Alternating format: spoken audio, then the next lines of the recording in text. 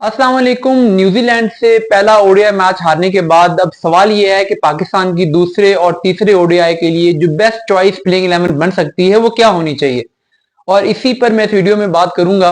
और ओब्वियसली जो प्लेयर पाकिस्तान के स्क्वाड के साथ हैं ही नहीं उनका हम जिक्र नहीं करेंगे। जो प्लेयर वहां पे अवेलेबल हैं उनमें से ही, अवेलेबल ऑप्शंस में से ही हम देखेंगे कि एक बेस्ट चॉइस कॉम्बिनेशन जो प्लेइंग 11 का है वो क्या होना चाहिए जो इन कंडीशन में सबसे सूटेबल हो। देखिए, जो पाकिस्तान के टॉप 5 बैटर्स हैं, यानी ओपनिंग पे जो पाकिस्तान के लिए उस्मान खान और अब्दुल्ला शफीक ने ओपनिंग की, बाबर 3 पे आए, रिजवान 4 पे खेले, आगा 5 पे खेले। अगर हम इन पांचों का देखें तो ये पांचों बिल्कुल सही हैं, अभी इनमें किसी किस्म की चेंज की जरूरत नहीं है। इमामुल हक अलबत्ता फिट हो जाएंगे अगले मैच तक, तो क्या उन्हें प्लेइंग 11 में आना चाहिए? क्या उस्मान खान को बाहर बैठना चाहिए? तो इसमें मेरा जवाब नो है। इमामुल हक के मुकाबले में उस्मान खान ने बेहतर इंटेंट दिखाई। आप सोचें कि ये 344 पाकिस्तान चेस कर रहा होता और ओपनिंग अब्दुल्ला शफीक और इमाम करते तो 12 ओवर में पाकिस्तान का स्कोर 84 नहीं होता बल्कि कहीं 50-60 के करीब होता। तो वो 20-25 रन में तेज खेलकर उस्मान खान ने पाकिस्तान को जो एडवांटेज दिलाया वो इमाम नहीं दिलाते। तो इसलिए मैं तो उस्मान के साथ ही जाना चाहूंगा दूसरे और तीसरे वनडे मैच में, और इमाम फिट हो भी जाए तो उन्हें पाकिस्तान की प्लेइंग 11 में अब शामिल नहीं करना चाहिए। उसके बाद बाबर है, रिजवान है, ओबीएस चॉइसेस हैं, सलमान अली आगा जबरदस्त फॉर्म में है। सवाल शुरू होता है नंबर 6 से। 6 से लेके 11 तक की जितनी भी स्लॉट्स हैं उन सब पर ही क्वेश्चन मार्क है। वहां पर कॉम्बिनेशन में खराबी है, उसको ठीक करने की जरूरत है। नंबर 6 पे पाकिस्तान ने तैयब ताहिर को खिलाया, 7 पे पाकिस्तान ने इरफान को खिलाया। अब देखा जाए तो खुशदिल शाह जब लास्ट टाइम चैंपियंस ट्रॉफी में अगेंस्ट न्यूजीलैंड और अगेंस्ट इंडिया खेले थे तो उन्होंने दोनों मैचेस में परफॉर्म किया था।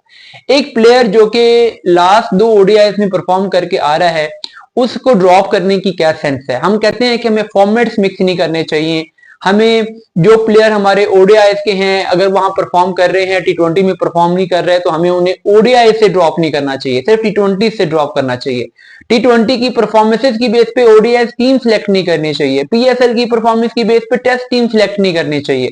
तो सेम चीज तो यहाँ पे है। आप न्यूजीलैंड में उनको टी20 मैचेस देते हो, वहां से उनसे परफॉर्म नहीं होता तो आप उनको ओडीआई से ड्रॉप कर देते हो। वैसे भी खुशदिल शाह को अगर आप देखें तो आप उनका अगर ओडीआई रिकॉर्ड देखें टी20 के मुकाबले में तो वो खासा बेहतर है। आप स्क्रीन पर उनके स्टैट्स देख रहे होंगे, उनकी ओडीआई एवरेज अच्छी खासी है, टी20 के मुकाबले में उनका स्ट्राइक रेट बेहतर है। तो एज एन ऑलराउंडर भी उन्होंने बॉलिंग में भी इकोनॉमिकल स्पेल्स किए थे। तो इसलिए मेरे ख्याल में खुशदिल शाह को नंबर 6 पे होना चाहिए था। नंबर 7 उनके लिए भी टू डीप है, और अगर आप नंबर 7 पे खुशदिल को खिला रहे हैं तो फिर अगेन प्रॉब्लम वही है कि आप 5वां बॉलर लूज कर रहे हैं। तो खुशदिल का जो सही नंबर है वो 6 है। तैयब ताहिर को नंबर 6 पर खिलाने की जरूरत नहीं थी, खुशदिल शाह को नंबर 6 पर खेलना चाहिए था। नंबर 7 जिससे पाकिस्तान ने खिलाया इरफान न्याजी को। यार देखो, एक बैट्समैन है उसको नंबर 7 पे खिला रहे हो। बॉलर तो वो मीडियम पेसर पार्ट टाइम है, आज भी वो 3 आउट कर गया जब न्यूजीलैंड के बैटर स्कोर करने की कोशिश कर रहे थे, 10 का इकोनॉमी रेट भी खा लिया। तो वो कोई इतनी बड़ी बात नहीं है। असल बात है कि वो एक बैटर है और वो नंबर 4 नंबर 5 का प्लेयर है। एट मैक्स तो वो नंबर 6 का प्लेयर, 7 का तो वो है ही नहीं। और दूसरा, उसको पाकिस्तान ने रिसेंट टाइम में चांसेस दिए थे, वो उससे परफॉर्म नहीं हो सका। तो और नंबर 7 पे आप उसको खिला के टीम का कॉम्बिनेशन भी खराब कर रहे हो। तो उसको अब भी अगर आप अपने स्क्वाड से ड्रॉप नहीं भी करना चाहते तो स्टिल प्लेइंग 11 में उसकी जगह नहीं बनती। आगे जाके अगर कुछ इंजरीज होती हैं, कुछ तरह की चीजें होती हैं तो आप उन्हें दोबारा से प्लेइंग 11 में शामिल कर सकते हो, 5-6 के लिए, 7 के लिए नहीं।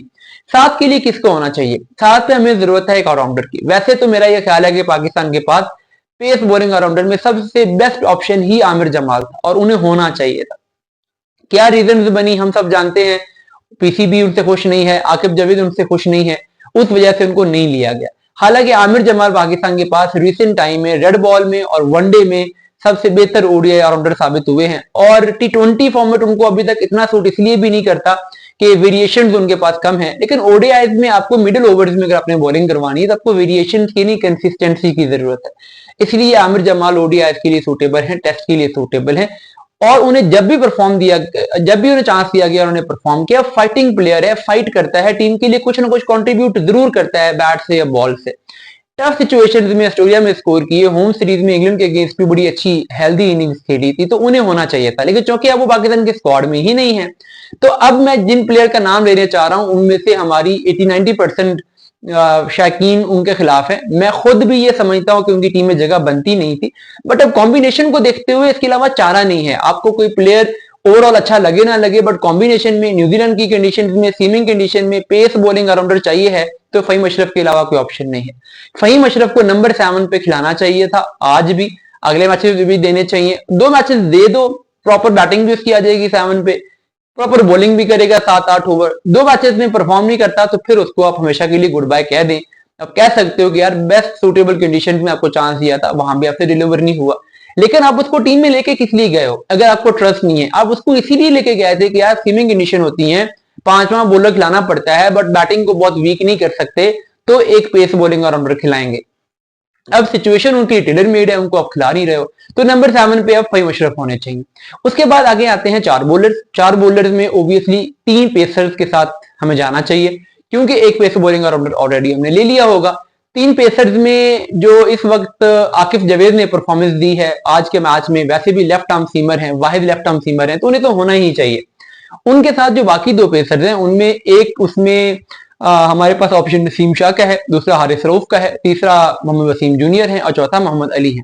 हारिस रऊफ बड़ी जबरदस्त फॉर्म में है, न्यूजीलैंड की कंडीशन उन्हें सूट कर रही है, उन्हें वहां पे अगले मैचेस भी मिलने चाहिए, लेकिन तीसरा पेसर कौन होना चाहिए, ये इंपॉर्टेंट सवाल है।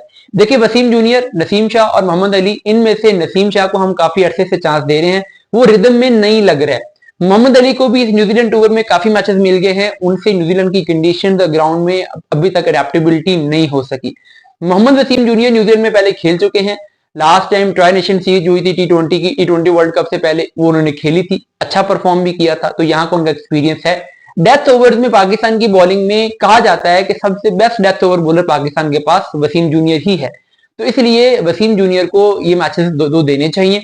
एक तो नंबर 8 पे थोड़ा सा पाकिस्तान को बैटिंग का भी वसीम जूनियर का आज मिल जाता है, एक कुछ ना कुछ कंट्रीब्यूट वो बैट के जरिए कर सकते हैं, क्योंकि 7 पे फहीम अशरफ आ रहे हैं, 8 पे वसीम होंगे, तो बैटिंग में टेल बहुत लंबी नहीं फील होगी, और साथ में उनकी जो फॉर्म भी है रिसेंट और इन कंडीशंस में सूटेबल भी है।